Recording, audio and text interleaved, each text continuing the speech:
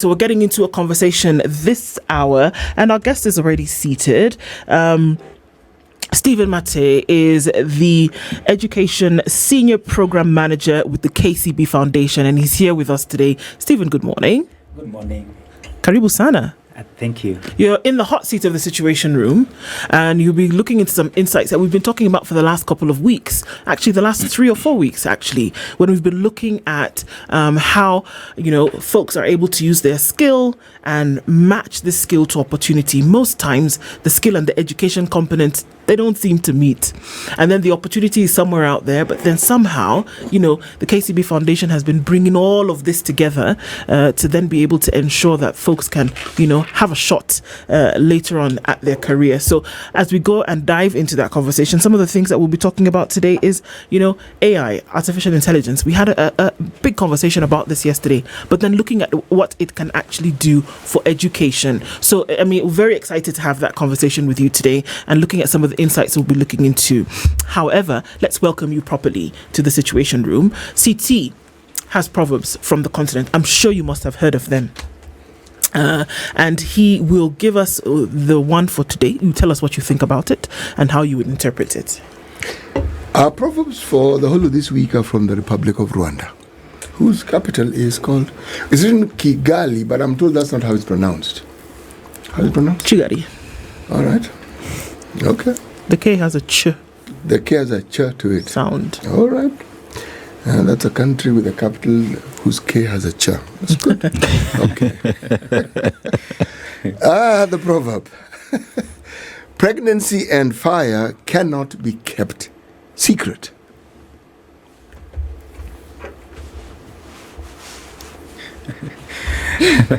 That's an interesting one. Yes, it is, isn't it? Yeah. When I look at the two, pregnancy is a good thing because it brings life, but you can't hide from the public. Fire is a good thing because you will not take food without the fire. So both of them, you cannot hide pregnancy, you cannot hide fire. Thing about fire, you try to hide it, smoke comes out. Oh, yes. So now you really know there was fire. Okay. Indeed. Can't be hidden. Will be out in the public, out in the open. And one of the things that can't be hidden today as well is technology and what it's actually able to do. And we'll be looking at some of those. Preserving, human agency in a world of in a world of automation, some of the things that we'll be looking into. But let's do an overview, of the KCB Foundation first of all, and what it is that the mandate is to be able to do, especially through this education sector that we've been talking about most recently. Yeah, KCB Foundation is a CSR arm of KCB Group. And KCB Group, as you know, is the largest bank in East and Central Africa, operating in 7 countries: in Kenya, Uganda, Tanzania, Rwanda, Burundi, South Sudan, and DRC.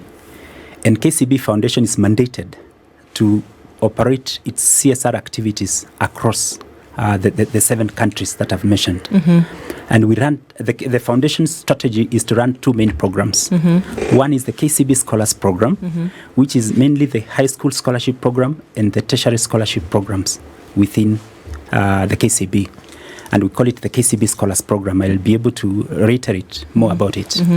The second is the Enterprise Development Program. In this pillar, it is commonly known as Tujiajiri Program. Yes. Which is a youth skills training and enterprise development program. And this is a program that cuts across all the markets that I've mentioned where KCB operates in. And the main focus is education for employment. Thank you. Okay. Education for employment. That's interesting. Apart from education for anything else, the collecting of skills and talent and all of that, putting that together. But education specifically for employment. So are we saying that we're going to, under the Tujiajiri program, we will send you to school or we will give you some extra training for 6 months, like what we see, in order for you to go work somewhere or in order for you to create your own work. So it is targeted specifically for that, and so that you can then earn Is this targeted education? And if so, why that specifically? If you look at the two pillars that I've just mentioned, I'll start with Tujiajiri. What we do is a demand-based education. Yeah. We first look at the demand that is available at the market. And mainly this is technical demand that is required out there in the market. And what the foundation does is that it looks at that demand, working with the industry specialists, and thereafter create programs that would solve the solution for the market. And we've seen Tujiajiri program running 5 main pillars in agribusiness, which is the powerhouse of this nation. We've seen in beauty and personal care. We've seen them in construction value chains, within domestic pillar, and lastly ICT, where in those pillars, that is where the demand is currently. And what we're doing is providing the solutions for our industries, for the artisans, the doers of the work, to generate and create employment for themselves and change communities. Okay. You mentioned CSR. I want to go back to basics. A banking institution whose business is to buy and sell money primarily, why go into CSR? Why? Very good question. Organizations, in most cases, provide solutions for the market. But those solutions, you must empower the communities that you serve to be relevant to those communities. And that is why KCB Group in 2007 was formed, or rather KCB Group formed the KCB Foundation in 2007 to be able to intervene and create solutions for the communities that it operated in at the time. And over the period, we've seen a number of programs tailor-made for the communities. And we've moved from the traditional CSR to what we are calling, that is corporate social responsibilities, to corporate social initiatives or investments. Because we are investing on the communities and giving them the power, empowering them to be able to bank on themselves first before they come to the bank. And that is the purpose of Tujiajiri, where we give you the technical skill, we link you to the industry, and once you get a job, then you've got money in your pocket. And what that happens is that then you are able to bank with the KCB. Okay. Yeah. So what informs these initiatives? You have a community, there are processes and programs that the bank has undertaken. How do you arrive at a point where you feel this is what is needed? First, we conduct a baseline study just to understand what is it that the community requires. And in that baseline study, then we are able to get to know the right fit intervention as a foundation. And that's why, if you look at education as a pillar within KCB Foundation, it is able to cut across all the 47 counties in Kenya.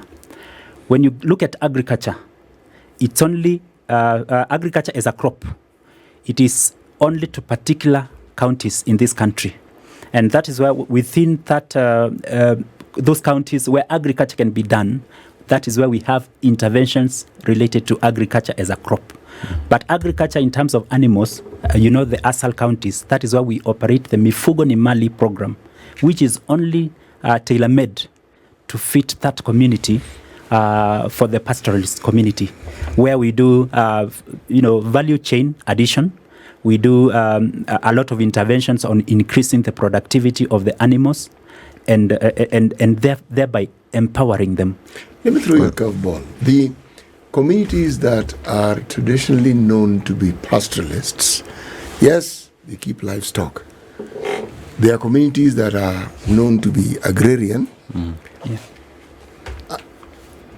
Is there a possibility that it could be considered that these communities could inject within themselves the things they don't have? For instance, could the pastoralists not also go into agriculture? And could the people who are essentially agri-based not also consider being pastoralists? And could a program not be fashioned to ensure that this balance is actually created? Very good question. Because what you do as a foundation is that we do not go to create from scratch every infrastructure. And when you go to such ASAL counties, in most cases, you'll find there are limited resources, particularly on water, and other resources that are required in agrarian kind of agriculture. And so what KCB Foundation does is to leverage on the existing infrastructure laid by the government of Kenya and also within the county infrastructure, and leverage on the existing resources to be able to grow and bring more value than it would have realized were it not for our interventions. Okay. So there is what you've mentioned in terms of not building the infrastructure from the ground up. That means there is need of collaboration with the government, the counties, and other stakeholders, pretty much, including the institutions that are there, in making sure that your initiative gets to achieve its purpose. So in terms of scouting which institutions to partner with, this one is well suited to achieve our initiative or our goal. How is that? How do you settle on we will partner with institution X? Thank you. KCB Foundation does not work in isolation. What we mainly do is to look at like-minded partners, both private and public, to be able to invest on the communities that I've just talked about. And in most cases, when we are implementing these programs, I look at the private development partners that are within this country, national and international private partners, who come on board to put in resources to be able to intervene on the communities. For example, we've worked with Mastercard Foundation, whom we've implemented projects within this country. We've worked with organizations like GIZ, among other organizations, where we are able to impact positively on the communities. Looking at the implementation phase, we partner with the government of Kenya, mainly within the ministries. Like when you talk of the education, we are partnering with the TVET, with NITA, with the Ministry of Education, among other stakeholders within the government, to be able to provide the hands-on skills, leveraging on what the government can be able to provide. Additionally, we are also partnering with the county government, particularly on the job, the linkage to the job opportunities. We've said we provide the linkage, the demand-driven opportunities, after which, once we identify that demand within the county, during the onset of the partnership, then we are able to link those youths to the job opportunities using the partnership opportunities that we identify. Okay. So then, obviously, knowing that there are opportunities, whether they'll be provided at a government level or in a corporate level, private sector level, so those opportunities are there by virtue of the fact that you've made the connection. So taking a few steps back in terms of the skills that these folks need then to be able to work in these is how you then decide, what 6-month course will happen at a TVET, for example, or at a college. You're using technological advancement for these courses. So are we saying that, like, artificial intelligence, for example, using that human automation now will bring about the results that you want when they go to work in these organizations? And how is that happening? Artificial intelligence is a big topic in this country, in this setup today. Yep. And if you look at the power of artificial intelligence, computer literacy in the current market today, it is the way to go. Why I'm saying that is because the highest, if you look at the demographics of our country today, the youth comprise a very high percentage compared to the rest, and that is where technology is driven from. So if you look at the power AI has within the education space, then there's a lot that you can be able to do to provide that human right to access to quality and efficient education. One, if you look at the corporate level in terms of administration, we can incorporate AI within the learning institutions through providing better administration. If you look at the labeling or the attendance and analyzing what the students are able to do and their performance, it is important to integrate AI within the learning institution, and that provides efficiency within within that space, within the governance level. When you get into the youth, AI has has provided tools that the youth in every sector, you'll just find the youth are technologically savvy, and with that, then therefore, what it means is that it's a tool that they already have, and it has brought in the youth to be like a global village, connecting with the world and being able to make decisions and challenge the world with many opportunities and elaborate ones for that matter. Okay. One would argue that AI is still in its early days, and that even the world pretty much has not yet fully grasped what AI can do. And also in terms of just setting it up, it is expensive to set up AI and to have it perform at its optimum. So in terms of just setting up these AI, ensuring that even the tutors who will be using these AI get to understand it.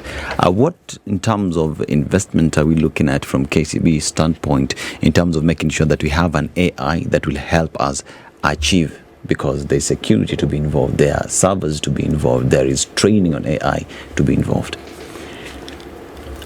I will start by saying Africa is not as developed as the rest of the continents. Narrowing down, when you look at the Kenyan context, you'll find that we still have a long way to go in terms of integrating AI as a country. However, let's appreciate the milestones that the country has made so far in laying the infrastructure for artificial intelligence. When you look at the introduction of competency-based curriculum in 2007, it laid it brought the ideology of ensuring, or rather of bringing the competencies of the learners and appreciating their abilities to be able to be able to change this world. And one of it is through technology. And the technology, you cannot dissociate technology with what artificial intelligence has been able to do. Then later on in 2013, the country introduced what we call the digital literacy program in schools. And again, if you look at the kind of infrastructure that the government has so far been able to lay, a lot has gone to innovation, to artificial intelligence, to integrating digital literacy in schools. And so far, the government has already trained close to 100,000 teachers from primary level to be able to impart the knowledge to our learners. And that tells you the kind of infrastructure that from a government level has been laid down to be able to be artificially intelligent ready. Okay. Yeah.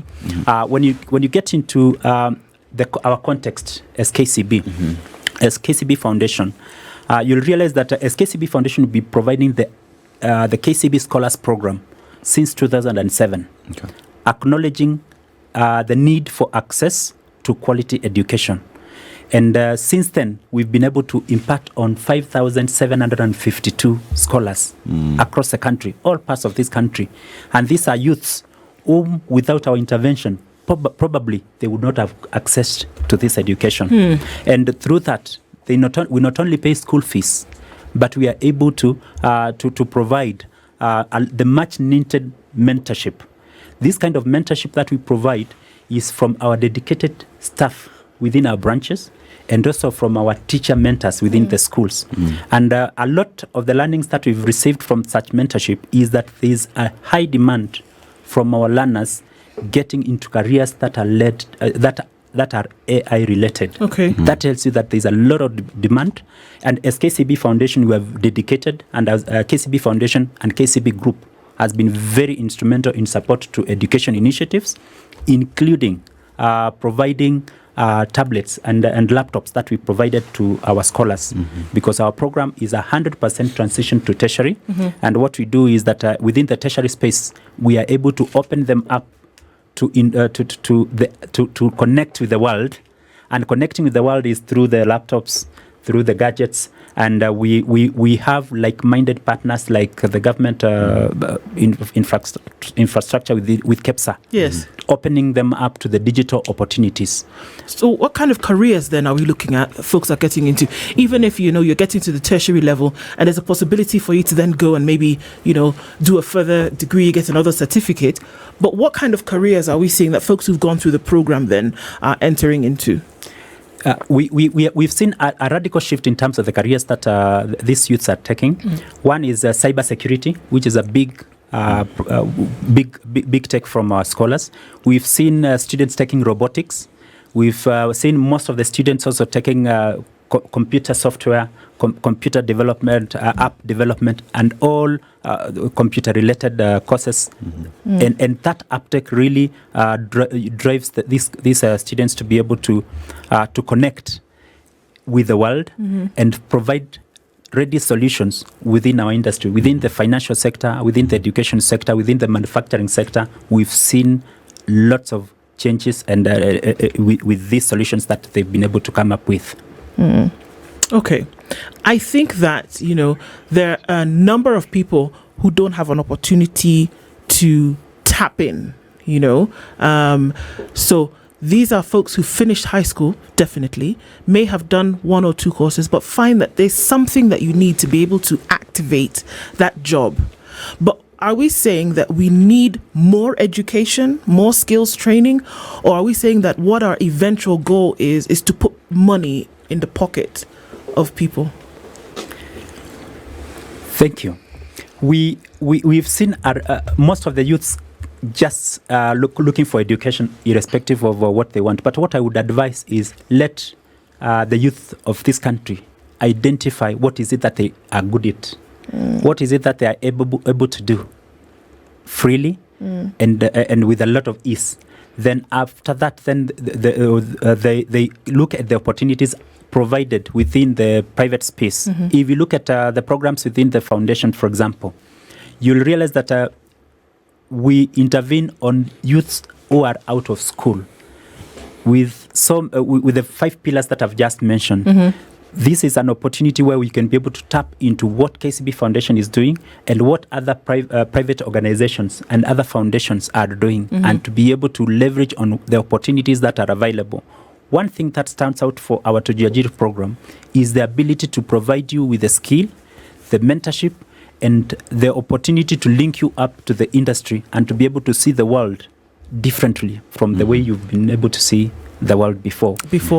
Coming to the education scholars, one of the things that we do is, I said it's an education for employment. When you look at the youths at the time of recruitment as they get into Form 1, looking at those youths, they are from vulnerable backgrounds.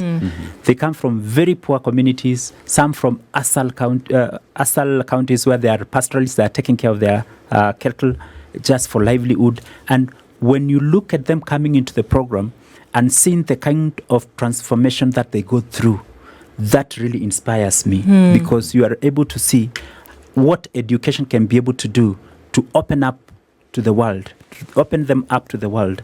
And because they are going to most of the national and provincial schools in this country, with those schools you find they've got the infrastructure to connect them to the rest of the world. Their dreams are limitless.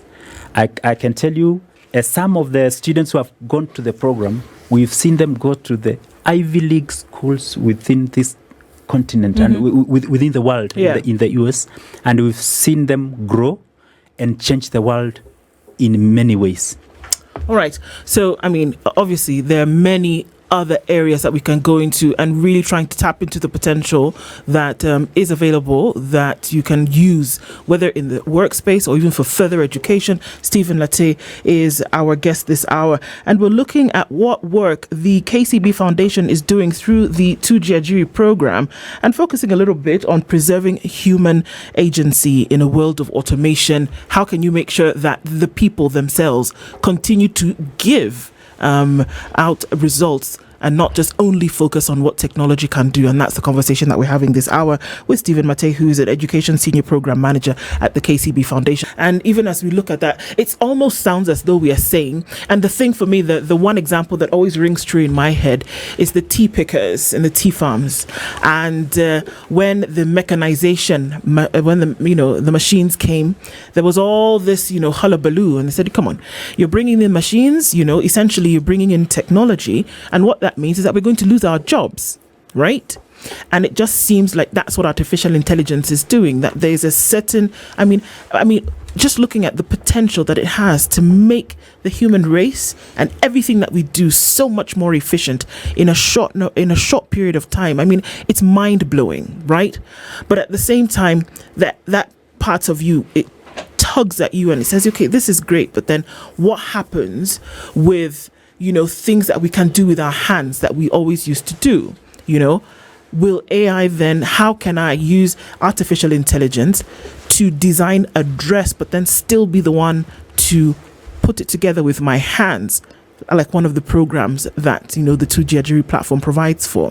How can I make sure that I continue, even I'm learning things like the salon trade, and I'm able to use AI to look at maybe new styles and new, methods, but still use my hands? How do we preserve human agency even in a world where technology is saying, I can make you 1,000 times more efficient? How do we preserve what the human beings can actually do? When I look at artificial intelligence and the power it has to do, you're very right. That when you look at it with mechanization and bringing this world together, could that lead to job loss? The answer would be no. I look at it differently by the fact that it's providing solutions, and the solutions that are coming in is providing efficiency in our way of operation. And proficiency, I'm looking at two things. One is efficiency, the next is quality. The quality of the kind of products that you get out of this AI is bringing in solutions that are tailor-made to improve on the two levels, on efficiency and the quality of the kind of work.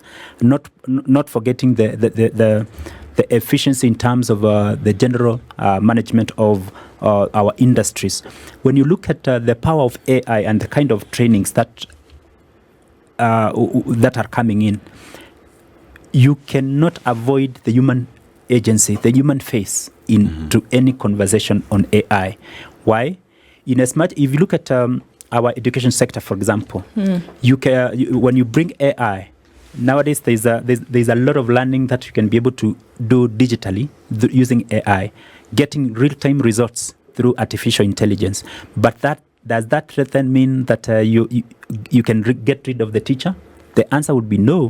Why? It's because in as much as artificial intelligence is providing solutions within the learning environment, then you still need the educators for the human interface. Because research has told us that relationships within a learning environment is very important. Important because you can be able to internalize the experiences of the learners. And that is the most important part that you need to take cognizance of. When you look at AI, it's bringing efficiency in terms of how to manage the learner experiences. But when it comes to the actual interface between the educator and the learner, then that is very important to be able to connect the experiences and address to the strengths, the weaknesses, and the opportunities that the learner would have in that learning environment. There's something that I'd like to ask. We have been talking about how it is you can get in touch with the 2Jiajiri program, and it has been mentioned how it is that the 2Jiajiri program partners with county governments. Now, within county governments, there exists groupings. Call them CBOs, call them youth groups, whatever you want to call them. Now, the question I want to ask is there room for the foundation to actually work with these groups? I understand the need to work with the county, but I'm asking, these groups serve a certain purpose. When you talk about automation and the threat of, or the discussion around employment, the problem was not automation. Just like now the problem is not AI, the problem is getting people to understand what it is. Yeah. Because if they don't understand it, then they will fill in the blanks for themselves. And as when you consider the thing that seems to be pivotal to this discussion is the loss of jobs, when you acquire new skills, it means you can do something else. So instead of looking at the losses, the opportunities that are provided sometimes are far, far greater. I'm saying this because I grew up in an era where when you're in a certain position, you had a secretary who did your typing and what have you. Then the 21st century came in and I started working within the 21st century. And you can imagine my shock when there were no secretaries and everything that I needed to communicate, I had to type by myself. It meant I had to learn a new skill. Yes. Back to the question, KCB Foundation and working with groupings. Thank you. In as much as I said we work with the county government, the opportunity lies also in partnering with groups. I maybe start with giving you the highlight on how we do we reach out to the youth. Yes. In terms of the application process. Yes. The partnership with the county government is to leverage on the existing groups and organizations within the county setup. Yes. And this is not limited to counties only. We are also partnering with the constituencies. And we find within the constituencies, there is a lot of connection with the constituents. And this partnership is just to align our thoughts and our agenda as two corporate organizations, as KCB Foundation, as the county government, as KCB Foundation and the constituencies. It is to align our thoughts together on what is it, what is it that we want to intervene on. And number one problem is the creation of job opportunities for our youth, which is our biggest menace of this country. When we come together on a table, then we say, these are the interventions that we want to look at. And the synergies of our partnership with the government agencies here is therefore to identify the immediate need of the communities, of the constituents within the local setup. And that is where we identify the kind of interventions in terms of skilling. The skill gap within the county level, the skill gap within the constituency level. Once we identify that, then we go to mobilization. In terms of the mobilization, this is a public advertisement that we do on radio, on social media platforms, and on all our and through our KCB branches, where we are having these recruitments. So it is. I encourage the youth to keep to be on the look, to be able to connect with our social media platforms, so that at the time we are doing our public advertisement, then they can be able to apply. Once they apply, application is normally online. Where you submit your names and the intent and the school you want to go to. Then thereafter, we are able to shortlist and conduct interviews. And then we pick the very best. Here we look at, it's all about the passion on the kind of skill that you want to acquire. Yeah. It's about what you've been able to do. If you want to get into the artisans, for example, in creatives, and you're already doing your small stuff, within the creative space, then you stand a better chance to acquire a scholarship opportunity within Tujiajiri program to be able to pursue that artisan skill within the foundation infrastructure. When it comes to groups, it's an important program, and because I said Tujiajiri is limited to the youth between the age of 18 to 34, there are other opportunities within the foundation where we target groups. One of the such opportunities is a program we are calling the DigiFlame. DigiFlame is targeting women MSMEs within this country. We are piloting in select counties and to be rolled out into the rest of the counties. Here, we are targeting groups who are organized and in their small way conduct the nano entrepreneurs. They are nano entrepreneurs because they do their own businesses in a small way. Yeah. And we are able to provide business incubation. We are able to provide the intervention that they require to move their business from one position to another.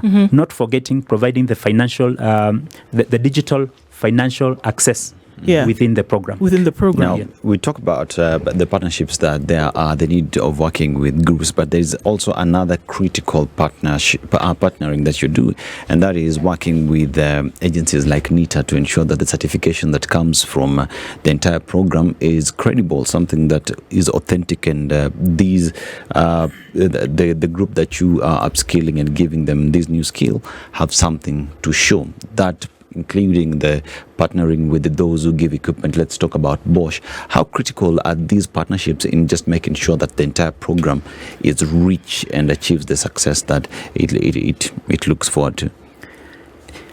That's a very critical question that you've asked, and one of the things that KCB Foundation does when rolling out programs, I said it's partnering with the government, and partnering with the government infrastructure. Then, therefore, the national organization, or rather, the national group, the national organization that is mandated to provide certification of technical skilling is NITA. So we ensure that all our scholars who go through the Tujiajiri program get NITA certificates. And you saw what happened when last year, when the country was looking for some jobs outside the country, and most of them turned up and they could do the job but lacked a certificate. We want to, what the foundation does is to dignify your skilling, so that you get a NITA certificate that you can be able to secure a job, or you can be able to do your, self-employ yourself. When you look at even outside the country, the starting point is always that a certification bit. We are very keen on ensuring the quality of the kind of scholarships that we provide to our learners. When you look at the additional partnership opportunities that we have, we've been able to provide not only the skill in classroom, but also providing toolkits, so that as you exit out of the classroom, the 6 months training gave you the theoretical skill and a bit of technical, hands-on work. But as you transit, you need that tool to change your life and to start working. KCB Foundation provides toolkits to these trained youths, and this is through our strategic partners with the producers of such toolkits like Bosch, where we've been able to provide these toolkits to these youths. As they get out there, they are now, like a good number right now, are feeding into the national, the affordable housing program. Most of those who are getting into such construction sites are our youths, who are probably could have been earning the 500 as laborers, but now they are certified. They are getting, they're paid, as either contractors, or they are able to secure as well-trained artisans. And one would say, banks for a very long time is known on matters to do with selling and buying money. Yeah? But here we are, you're getting into these, you call it CSI. CSI. Yeah, but still one would feel like, how do I approach them?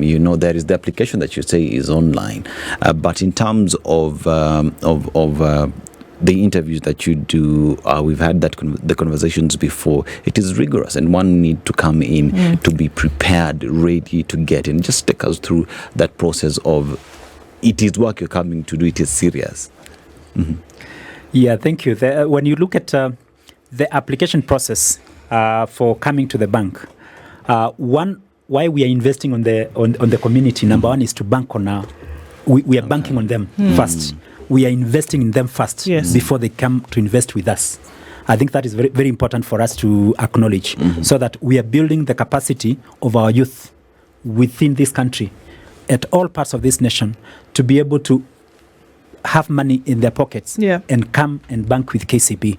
And noting that then, therefore, is to be able to appreciate the application process. Once we have the public advertisement, I encourage the youth of this country to be able to be cognizant and to be able to apply in good numbers.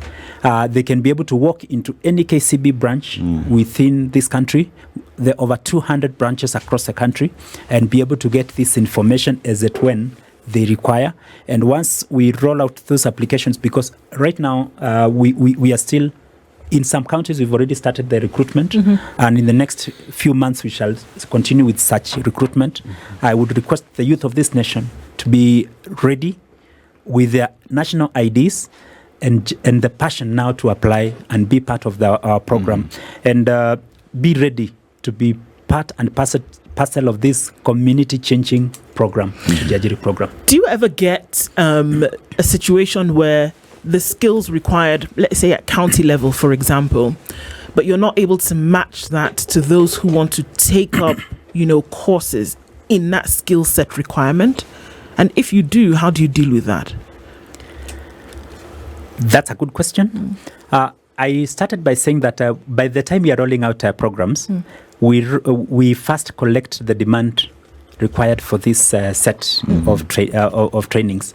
And by the time we are connecting that skill to the job market, the level of effort then will tell us whether it's a skill to continue training or is an overflooded area of training that we may go low. So every other time we are doing the reviews just to check which are the most marketable courses within that sector and be able to produce. But I can tell you as a matter of fact, I don't think this country is flooded with the skills that you require. The skill is still relevant because the world is changing from as a result of digitalization that I talked about. Some jobs are being phased off, but when it comes to the hands-on skill, that is something that you cannot be able to get rid of. You'll still need your sink to be fixed. You still need that electrician to fix, to have this light that we require in this hall today. That tells you that it is the high time for the artisans to get the skills that they require and use it either by getting securing an employment or creating an employment for themselves. And AI is a very powerful tool that pretty much is out here to make things easy.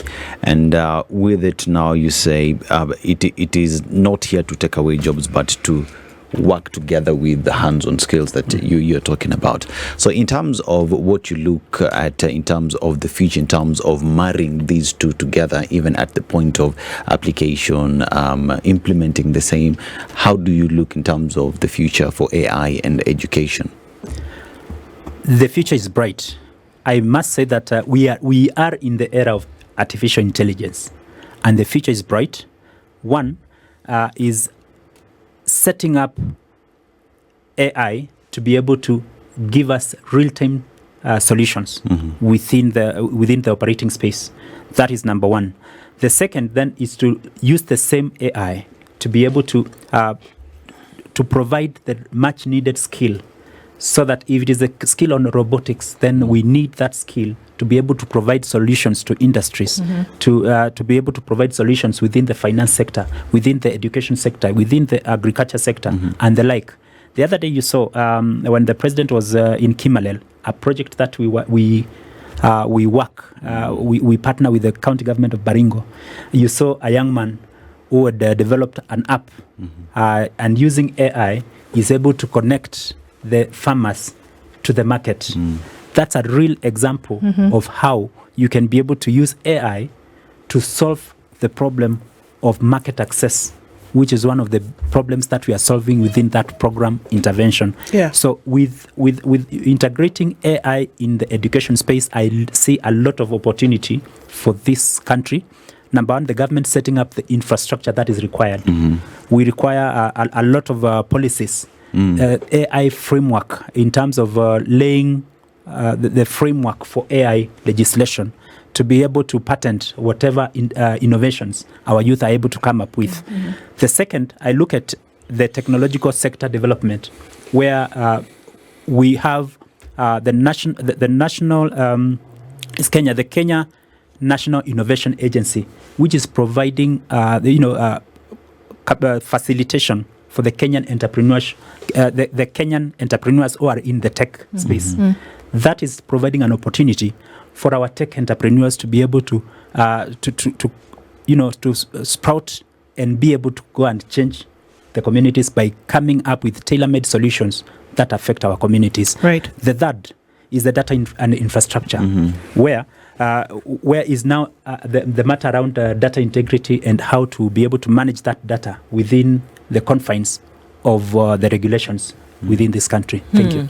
Okay, so, I mean, of course, looking at the future, looking at currently what's happening and what you're able to do, how far can it go when we talk about, obviously there's a gap, right? The foundation has been laid in many instances by government. A lot of times, private sector then does come in to fill some of those gaps with what we are seeing. But really, what can you do in terms of possibility? Collaborations that must continue into the future, because whether we like it or not, with our current situations, gaps will be there. What can you see in terms of potential of what can actually happen as concerns the education of skills and training, and filling that with the required skills and training in certain parts of the country? A lot needs to happen within this education space in terms of connecting the requirements of the AI and education. A lot needs to be done. One is bringing on board partners who have like-minded thoughts to come together to be able to bring forward this program.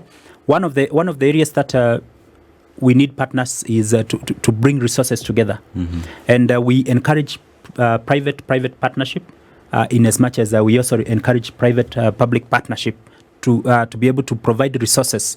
And organizations, irrespective of how big or small they are, they still need to invest on the communities, and because the gap is there, the skill gap is so huge that we cannot be able to utilize. And that's why I call upon organizations to come together and be able to partner, and they do not really need to reinvent the wheel. We as KCB Foundation have been partnering either in the implementation stage, in the project monitoring phase, or even at the job linkage stage, to be able to connect with us and be able to uplift our communities and thereby create jobs for our youth. So you also do give loans, and I know even as we're running down time, you do give loans. There are micro grants and things that you give. So you've seen that you give this at the end of the training when you're getting into maybe a job for yourself. So how long do you give them to pay back? Is there a moratorium that they get? How then do they start their business and at the same time manage the loans that they get? When Tujiachiri started, there were 3 interventions that we were addressing to. One is the skill, and I've talked about it. The second is the ability to manage a business, and that is provided through the business mentorship that we provide. The third one was the access to capital, which is a big problem. And research tells us that over 60% of young entrepreneurs who are starting up will fail within the first year. So with that research very clear, then it is for us to put the interventions that we require. One is to provide the seed capital. We've been providing loans to these youth. So far, we've been able to disburse over 267 million to the youths. Here, I'm not talking about the millions of money per youth, per application. I'm talking about a small amount, as low as 50,000, as high as 500,000, to be able to idealize to start up the idea and put it into business. And with that, then we've substituted that with toolkits, because we as a foundation, we felt it is better to have a toolkit is much more powerful than giving you seed capital. You really need to come back to talk more about this. You definitely do. Some of the things you're saying are profound. And there are things that could help change very many things for our youth. But our time is up. Indeed it is. Stephen, Matee, thank you very much for being here this morning from KCB Foundation to show us exactly what is happening. Asante sana, and we look forward to another conversation in the future. Good morning. This is the Situation Room, the only way to start your day.